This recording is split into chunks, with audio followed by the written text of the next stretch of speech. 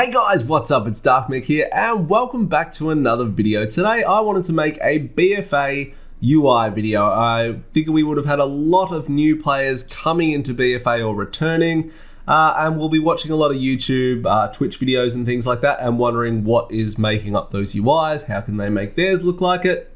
So I thought I'd make a video to cover off that today. Let's just start off with the UI is very personal. Some people are going to hate mine, some people are going to really like mine. You need to find what works for you and you need to figure out what you want in your UI. Do you want something that is going to give you loads of information? Do you want something that's really minimalistic?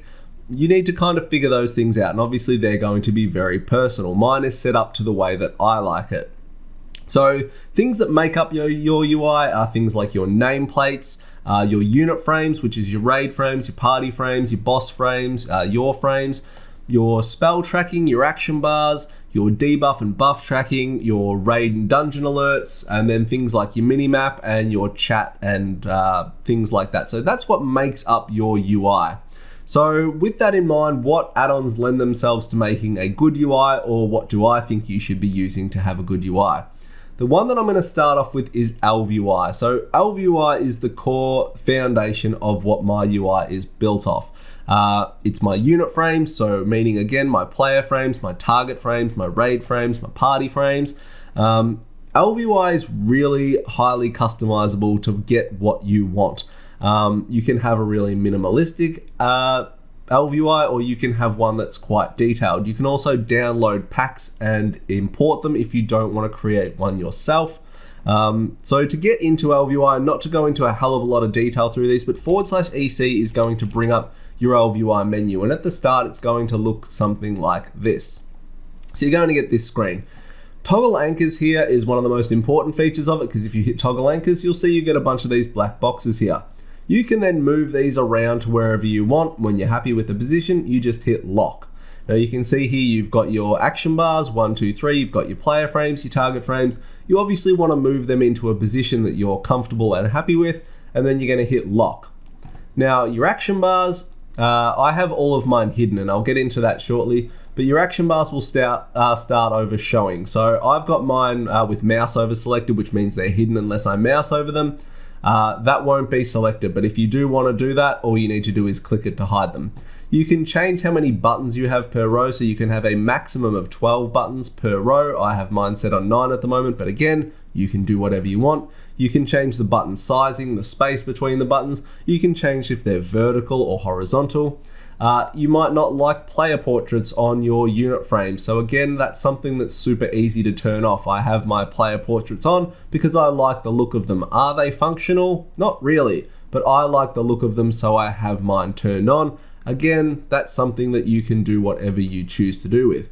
You can choose if you want to see your health displayed in percentage, or if you want to see the numerical value of how much health you actually have. You can choose where your nameplates go. You can choose how many action bars you actually have showing. So there's 1 to 6. There's also plugins for them. If you want more action bars, you can enable and deselect as well. If you don't want certain action bars showing, you don't have to have a bunch of empty action bars on the screen.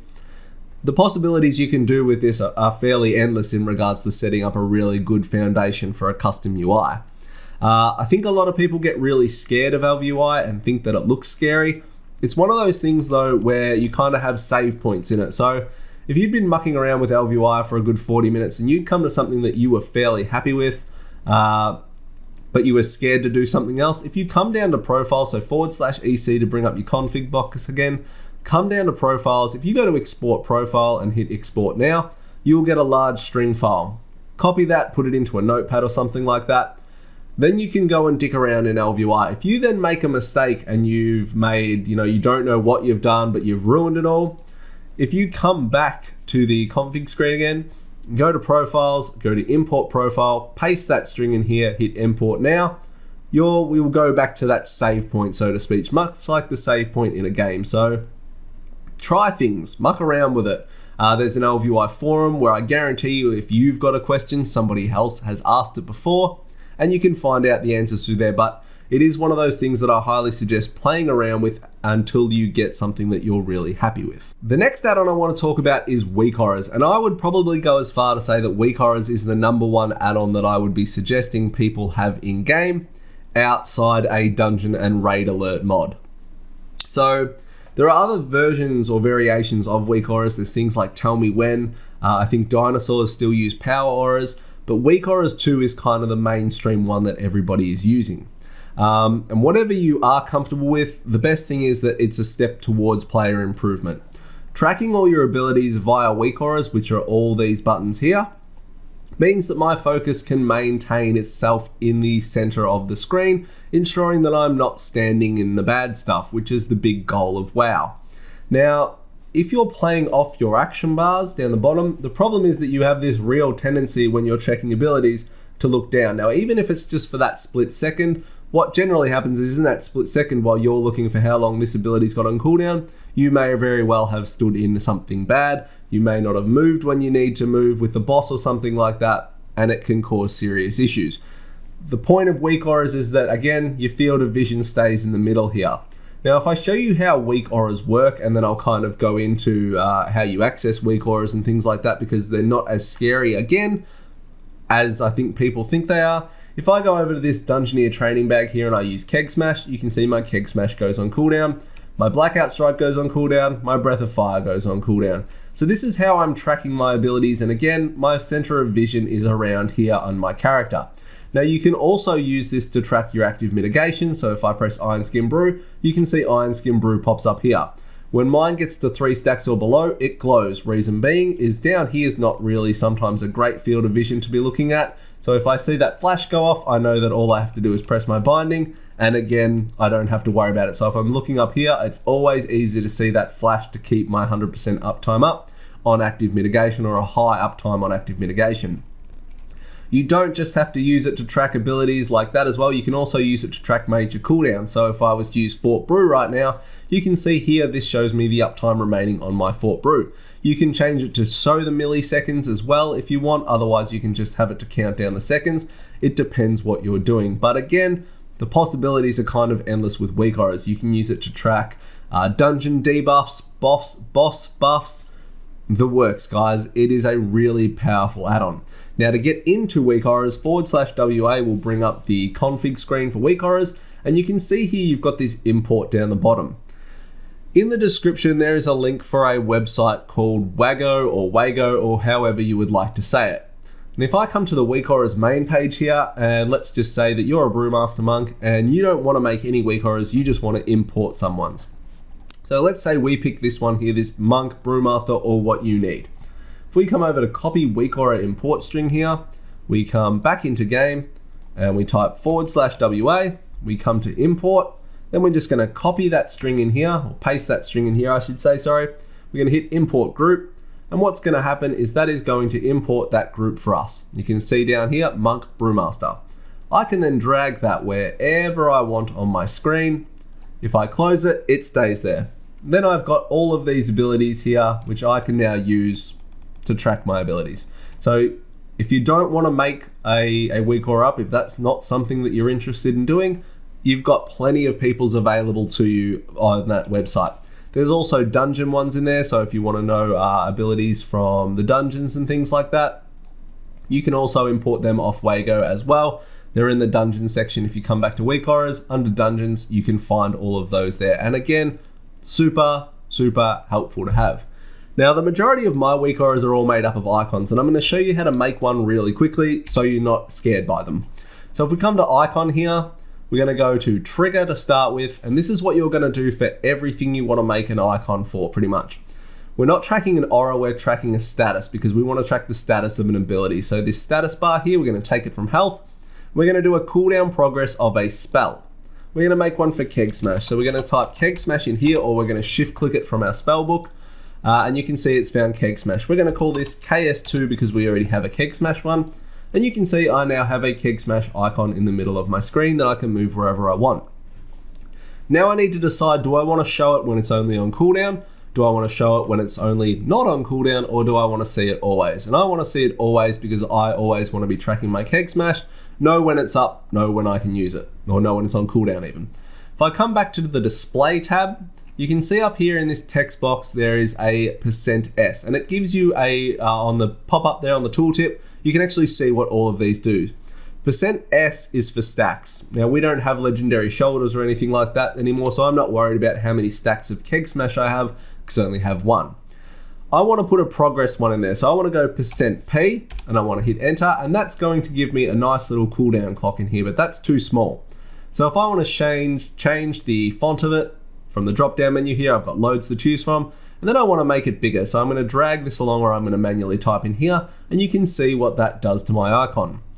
I then want a cooldown symbol to come on it. So like the GCD, when it's rotating around, I want to know when it's on cooldown and when it's not on cooldown. So you can see by clicking that, I now have this shade that's been added that rotates around clockwise on that ability.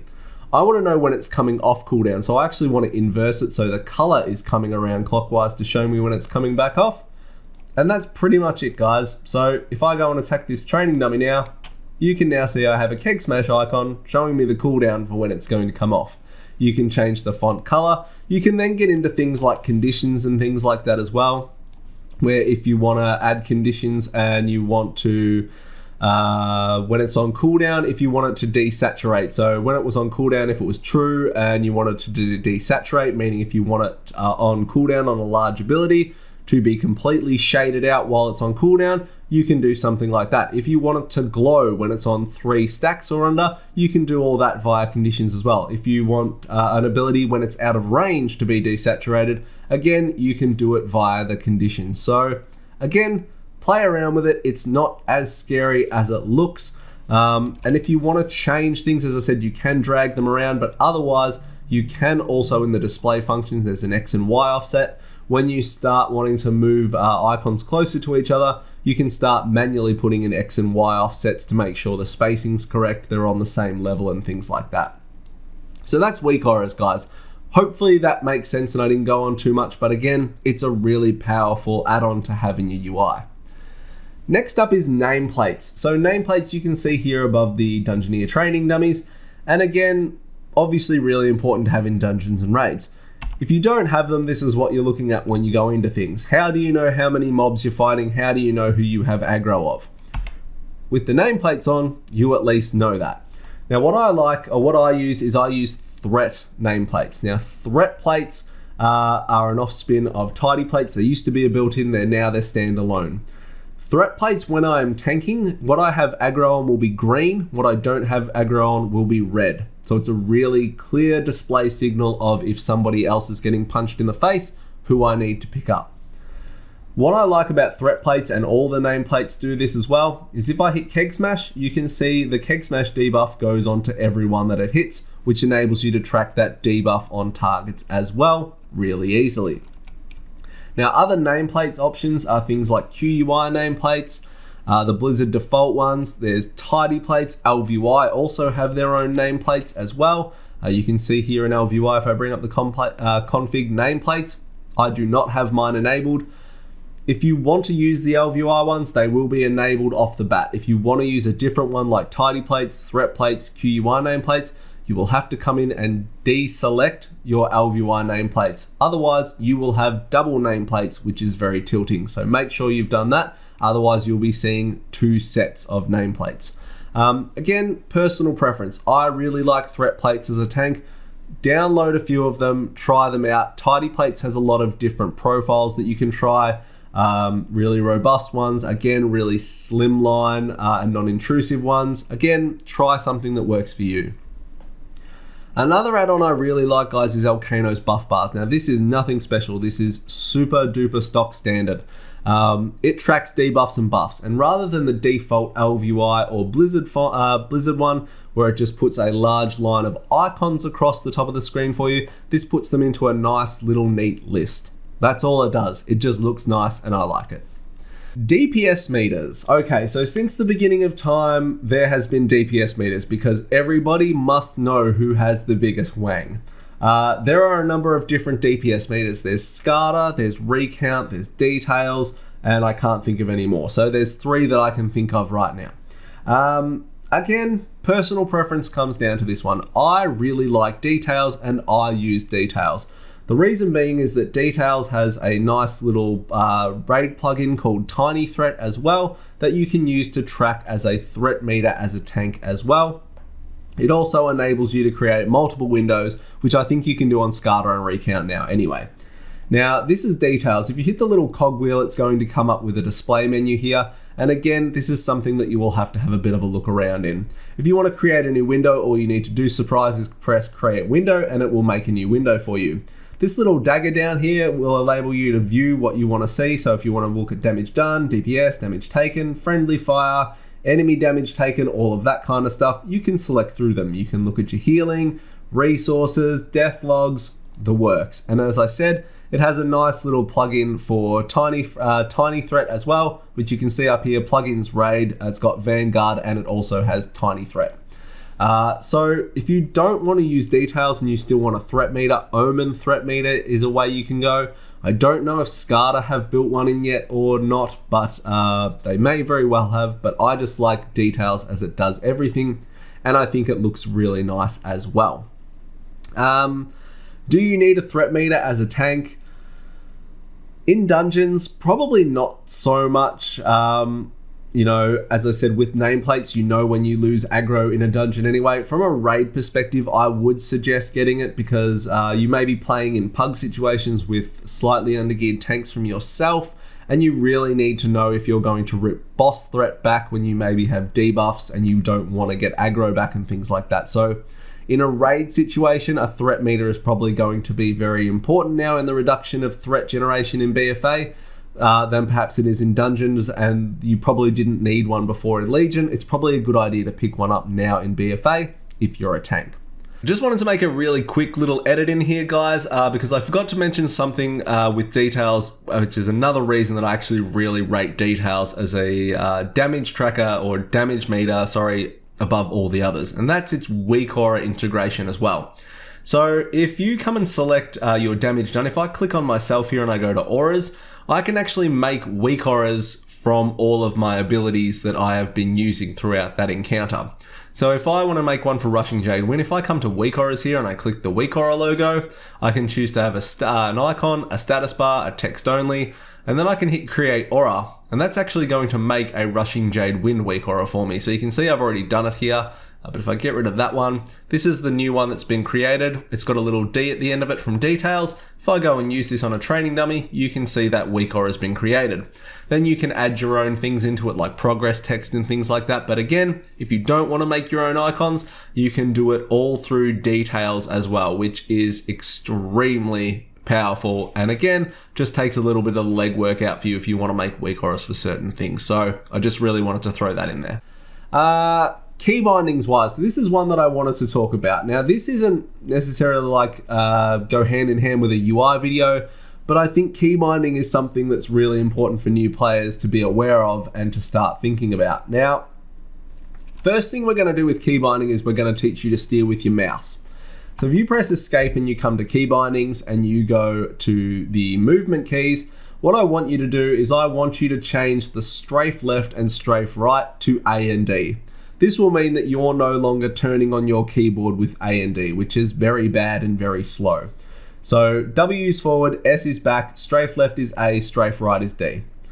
What you're then going to do is you're then going to start learning to turn with your mouse. So if you hold the right click down on your mouse and spin your mouse around, you can see you turn. And it is a hell of a lot quicker than if I turn with an arrow here in regards to turning around on my keyboard, which is maybe what you've noticed in PvP situations if you're trying to turn around and hit somebody and they're just doing these ones to you. So it's so much quicker to be able to turn with your mouse. If you also didn't know, if you hold left click and right click down, it will cause you to run, and again, you can move. You can do this whilst pushing your bindings as well on buttons to hit spells. It's far quicker, guys. Get used to this. It will feel weird. I promise you, it will feel really weird to start with, but it is so much better. It is so much worth it. I don't know if that was English. In regards to clicking your spells, don't get me wrong, there are a lot of clickers in the world. Clicking is not as good as keybinding. It's just not. If your attention's going down here, even for a split second, it's not where it should be. Get into keybinding. Now you've got a number of different options in regards to keybinding. If you're using LVY /EC to bring up your config again, to action bars, to general, keybind mode. All you then need to do is hover over the action bar that you want to actually keybind and press a button on that. So if I want to keybind this transference, let's say, to F1, I'm hovering over that with my mouse right now. If I hit F1, it binds F1 to it. If I'm like, I don't want to bind F1 to that anymore, I'm hovering over that ability, I hit escape, it wipes all the keybinds from it. It's that easy. Now, if you want to do it a quick way, /KB will actually bring up keybind mode straight away in LVY, and you can do it that way. If you're not using LVY, escape, go to the key bindings, go to your action bars, and you can then select them from in here. You can also do this for LVY, but why would you? Now, around what key should you use for key bindings? Again, super personal here. I use a Razer Naga, so I have 12 buttons on my mouse. Highly recommend. There's also the Corsair Scimitar, there's the Rocats, and then I think the Logitech like G6s or something that they don't make anymore that everybody used to love too. The big advantage to having 12 buttons on your mouse is that everything is at your thumb. It makes it really easy to click, and that way you can just steer, strafe, and all that with your hand. Keys around, if you don't have that as well, or even if you do, I still use Q, E, R, T, G, F, C, X, and then I use Shift as well. So I use Shift 1 to 12, Alt 1 to 12, Shift R, Shift E, Shift Q. Get what's comfortable for you guys, but again, this is going to make a huge difference to you. The other thing with key binding is try and make things universal, and what I mean by that is all of my large cooldowns as a tank are on Shift 5. So Fort Brew, Icebound Fortitude, Shield Wall, Survival Instincts, they're all on Shift 5. So if I'm playing a different class and I get into an oh shit moment, I know straight away that Shift F5 is the safety button for me. Not F5, Shift 5. Same as Vampiric Blood is on Shift 2 for me. Dampen Harm is on Shift 2 for me. Metamorphosis is on Shift 2 for me. Ardent Defender is on Shift 2. Again, I have that knowledge in my muscle memory that they are safety buttons. Crowd Control, try and make them on the same. The Cleave buttons, your taunts. That way you're not trying to remember a bunch of different bindings across different characters. And it's just, I don't know, it just makes it a hell of a lot easier to do that and play those characters to a higher standard. So get into key binding, guys. Try and make them universal, and you really won't regret it. Last two topics, guys. Sorry, I know we've been going for a while. Raid and dungeon warnings. So, do you use DBM? Do you use BIGWIGS or LittleWigs? The answer here again is completely personal. DBM, the best definition I've found for this, because I've recently for BFA switched to BIGWIGS and LittleWigs. DBM will tell you what to do. It's intrusive, it's got a big air horn, it's got giant flashing writing across the screen that will say taunt on 3, get out. It is a fantastic tool. DBM will tell you what to do. That is DBM. BIGWIGS and LittleWigs is far less intrusive, it's a lot sleeker, and it will tell you what is going on. But it will not tell you what to do to the same extent. That is the big difference. DBM will tell you what to do, BIGWIGS and LittleWigs will tell you what is going on. Is there a right and a wrong to use? No. Can you customize one more than the other? You can customize BIGWIGS and LittleWigs probably far more than you can DBM. However, personal preference here. I used DBM for ages and then I just wanted to use something different. The big thing is with LittleWigs and BIGWIGS is it has the music from Final Fantasy VII in it, so that was obviously a large draw card. But I really enjoy how sleek and non-intrusive BIGWIGS and LittleWigs is on my screen now, and that's what I'm going with. But again, try both of them. Try them in dungeons and see which one you like. Try them in raids. There's no reason you can't have BIGWIGS in raids and DBM in dungeons. You can totally do that. You can't just have one or the other. You can use both in different settings. You just don't want to use both at the same time. The last thing I want to talk about is battle text, guys. So you want to see what numbers you're doing. Again, one of the mistakes that I'd made early on in my UIs was way too much clutter, and one of those things that really largely contributed to that from incoming and outgoing damage was scrolling battle text. I was using MSBT, which is mixed scrolling battle text. which I don't like anymore. It puts a scroll area for damage on your screen, and I don't like it. The one that I'm using now and I recommend is Nameplate SCT, Nameplate Scrolling Battle Text, or Scrolling Combat Text, sorry. And you can see here it fountains out of the top of the nameplates, which means that it's not covering up giant areas with scrolling or anything like that. You can change the font color, you can change the font, you can change the size of it, you can change which way it fountains, you can change if it goes up or down. It's very, very, very neat, and it's very, very good. So that's it, super quick one. But again, I think you want to see what kind of numbers you're popping out and things like that. Again, there are loads of options around this, but the one that I would recommend is Nameplate SCT. So that's it, guys. Hopefully I have covered everything off and I didn't miss anything. If you've got any questions, hit me up in the comments below. My LVY strings and my weak auras are all available for sub perks on Twitch, sorry, so I'm not giving any of them out, but if you do want to come across to Twitch and sub for some support, that would be amazing. To everybody that has already come over and followed on Twitch, thank you so much. I've been streaming 4 to 5 nights a week at the moment, and I'm absolutely loving it. It is so much fun on Twitch, and thank you to everyone that's come over. There's also a Discord now we've set up as well, which is in the description below. Feel free to come and join in the bants over there. But otherwise, thank you so much for taking the time to check out the video, guys. Like, comment, subscribe. I'll see you all next time. See you, fam.